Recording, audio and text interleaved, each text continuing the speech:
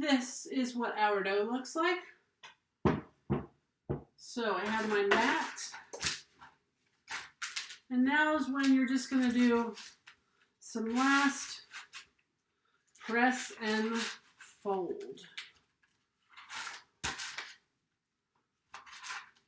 And you can tell that even from just letting it sit a couple of minutes, the yeast is working, the gluten is being formed. Okay, so when you're ready, this looks good. What you're going to do is, I say, go ahead and split it up into half. And then try to split each one of those up into halves again. So you should end up with quarters, 4 pieces. You may need to even it out a little bit to make an equal size. Now, what you need to do is, as I feel as some of it's a little sticky, again, go ahead, just put it in the extra flour, and then knead each little ball.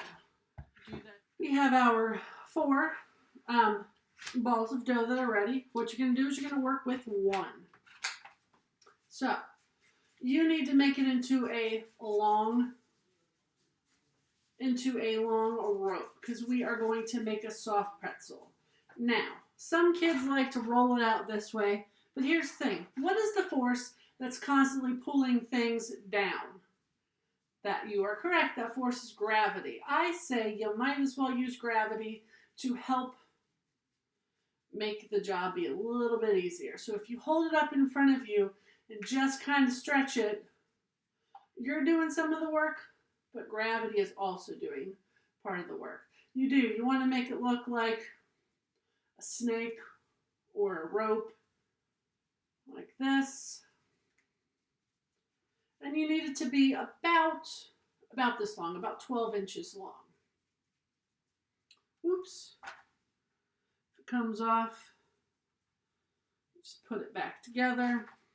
So once we have our rope, you're going to lay it down in front of you. I'm going to move these in here. All right, and now it's going to be time to make our pretzel shape. First thing you're going to do is you have it laying in a line in front of you. Now you're going to make a smiley face. And you're going to make the smiley face so that the ends of the smile are facing away from you and that the bottom of the smile is facing your belly. Next step is you're going to take the 2 ends of the smiley face and you're going to cross them like an X.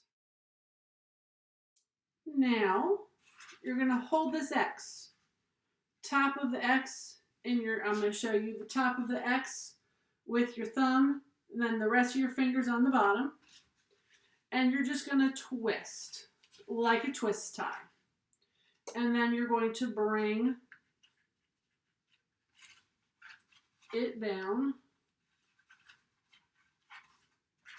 And then this is what you get. Oops. So, I am going to roll out the rest of my snakes. You guys need to do the same thing, and then we'll practice making the shape again.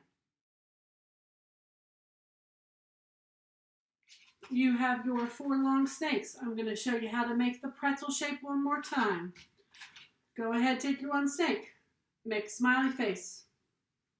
Then you're going to cross an X at the top. Okay? And then you're going to take it, you're going to twist it just once.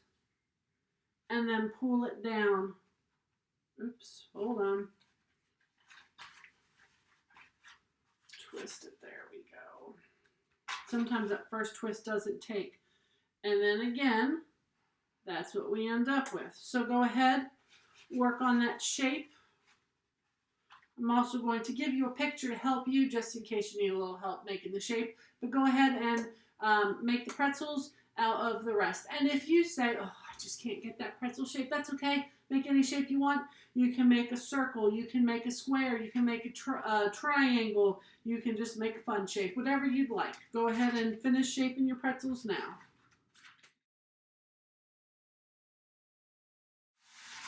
Now what you have is 4 soft pretzels. We are getting ready to pop them in the oven. So go ahead and spray one of your baking sheets with Pam spray. Now, what goes on pretzels? Salt, you are exactly right. Now, I speak from experience. It is important to not put too much salt on the pretzels because it will not really taste so good. What we're going to do is we're going to just use a basting brush. If you don't have a basting brush, you can just go ahead and fold up a paper towel and use that.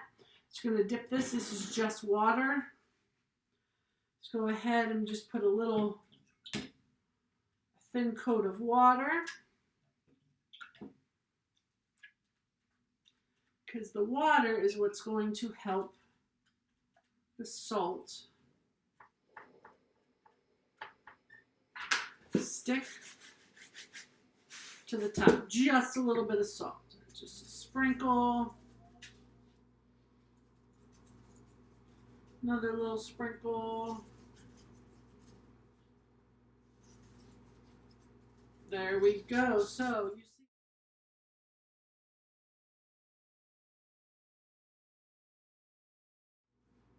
our pretzels are in the oven and they will bake for about 10 to 12 minutes. Now I will warn you that they're not going to look like the soft pretzels that you buy at the store where they have the crusty brown coating. They're going to look unfinished, kind of like bread. You will be able to tell that they're totally cooked, but they're just not going to have that crispy brown look that you're used to. So I will see you back here in 10 to 12 minutes and we will get our pretzels out of the oven. So our pretzels are out of the oven and you can see that even within the oven they continue to rise. They're definitely a lot fluffier, bigger than when we put them in. So go ahead and enjoy your delicious snack. And we're also going to take a second to just look at our bag back here. So you can see that bags with just the yeast or the yeast and the sugar, nothing happened. They remained the same. The key thing that was missing from these that is in this bag is the warm water. You can see that the warm water has created the reaction between the yeast and the sugar. It's creating the carbon dioxide gas. It's creating the alcohol, which is starting to fill up this bag, that it's not as thin anymore. So this experiment really lets you see a little bit of what was happening inside your pretzels and inside bread as it bakes. So I hope that you had a great activity and that you enjoy your pretzels, and I will see you tomorrow.